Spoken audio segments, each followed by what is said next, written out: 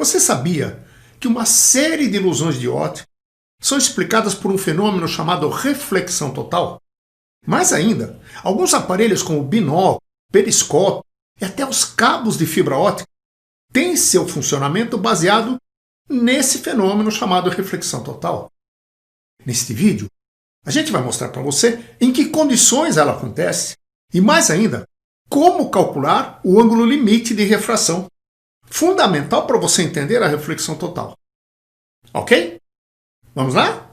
E olha, se você gostar do vídeo, não esqueça de dar um like, é importante para nós. Inscreva-se no canal e clique no sininho para receber avisos quando tiver vídeo novo na área, tá bom?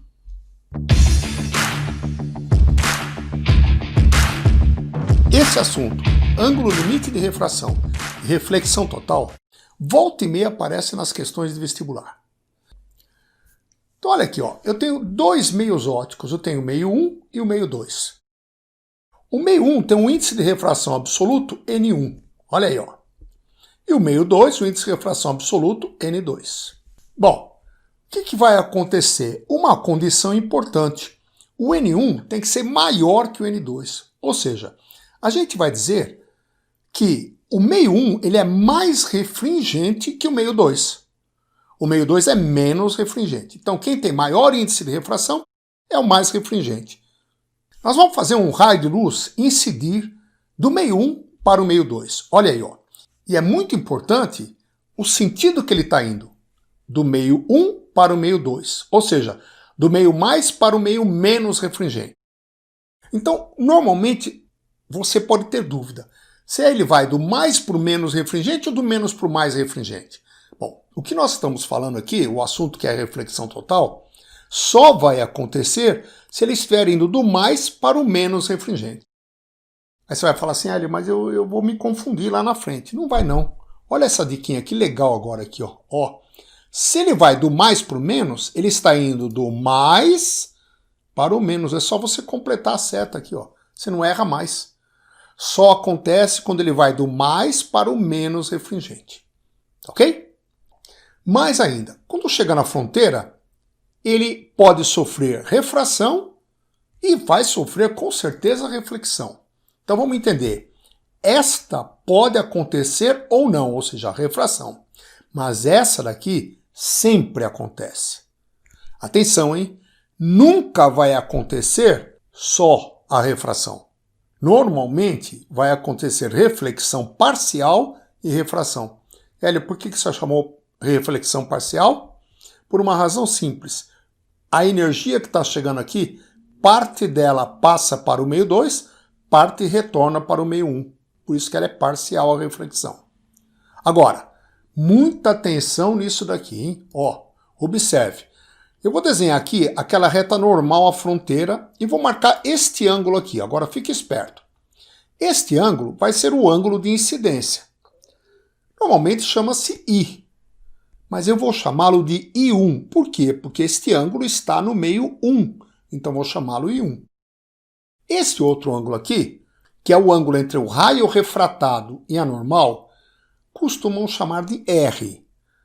Eu não vou chamá-lo de R, vou chamá-lo de I2, porque é o ângulo que está no meio 2. Nossa, Hélio, você está complicando. Não, nunca mais você vai errar. Vou simplificar a tua vida agora. Você já ouviu falar na lei de Snell-Descartes? Sim ou não? Lembra da lei de Snell? A lei de Snell diz assim, presta atenção à dica. Quem é que está no meio 1? Quem é que está no meio 1? O índice de refração N1 e esse ângulo aqui, estes dois estão no meio 1. Então olha que legal, N1 seno de I1, ou seja, tudo que está no meio 1 é igual. Quem é que está no meio 2? O N2 e o I2. N2 seno de I2. Olha como fica mais simples a lei de Snell. Tudo que está no meio 1, N1 seno de 1, é igual a tudo que está no meio 2, N2 seno de 2. Mas veja, como o N1 é maior que o N2, se este número aqui é maior que este, e o produto é igual, então com certeza o seno de 1 é menor que o seno de 2. E se o seno é menor do que o seno de 2, I1 é menor que I2. Ou seja, no meio mais refringente, de maior índice de refração, o raio forma com a normal ângulo menor. No meio de menor índice de refração, que é o N2, forma ângulo maior. Mas agora, queria que você prestasse muita atenção aqui. Olha o que vai acontecer. Eu vou aumentar esse ângulo. E quando eu aumento esse ângulo, aumenta este ângulo aqui, aumenta este, que é o incidência, aumenta o de reflexão, que é igual a este, né? E vai aumentar o I2, porque o I2 vai ser sempre maior que 1 nessa situação. Então acompanha a animação. Olha só isto. Ó, aumentando o I1, aumenta o I2, até chegar numa situação limite, aonde ainda há refração, esse raio emerge aqui no meio 2, mas ele emerge rasante, ó. A gente chama de emergência rasante. E neste caso, qual é o ângulo que o raio incidente está formando com a normal? É este ângulo aqui, que é o máximo ângulo para o qual ainda há refração. É o ângulo limite de refração. Cuidado, hein? Não vai falar ângulo limite de reflexão, não é. É ângulo limite de refração. É o máximo ângulo para o qual ainda há refração nesta situação. Então vamos resumir essa primeira parte. Se o I1, que era aquela primeira situação, for menor que o ângulo limite, tem refração. Se ele for igual ao ângulo limite, tem refração. Então, ó, muita atenção agora. I1 é menor ou igual a L, então sempre vai ter refração, só que também tem reflexão o quê? Parcial. Legal? Então já reparou que a gente tem um ângulo aqui muito importante para a gente calcular. Vamos aprender a calcular? É muito fácil. Aplicando a lei de Snell. N1, está no meio 1, vezes seno de que ângulo? Qual é o ângulo que está no meio 1? É o ângulo L, é o ângulo limite. Então, seno do ângulo limite é igual N2 vezes, olha agora, qual é o ângulo que está no meio 2 neste caso? É o I2 igual a 90 graus. Olha, ó, seno de 90 graus. Mas seno de 90 graus é 1.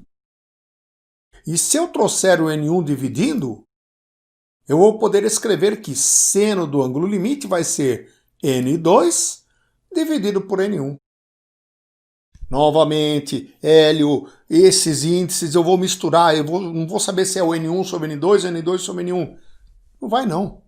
Como não existe seno maior do que 1, esta fração nunca vai poder ser maior que 1. Então é fácil. É o menor índice em cima e o maior índice embaixo. Pronto, essa fração é menor que 1. Ok? Agora, muita atenção. Esse raio aqui ele não pode incidir com um ângulo maior que o ângulo limite? Claro que pode. E quando isso ocorrer, o que vai acontecer? Então presta atenção aqui, principalmente aqui, ó. Eu vou aumentar esse ângulo, o ângulo de incidência. Olha o que vai acontecer. Acompanhe. Ó. Olha o que aconteceu. Eu aumentei o ângulo de incidência, deixou de haver refração, e esta reflexão a gente chama de reflexão total. Por quê? Nenhuma energia passa para o lado de lá. Neste caso, quando é que tem reflexão total? Quando esse ângulo de incidência I1 ficar maior que o ângulo limite. Tá aí, ó. I1 maior que o ângulo limite, isso implica que haverá reflexão total. Não tem refração, mas tem reflexão total. Então, você já reparou que quando um raio atinge uma fronteira de 2 meios, reflexão sempre existe. Sempre existe. Ela pode ser parcial e pode ser total. Ok? É isso.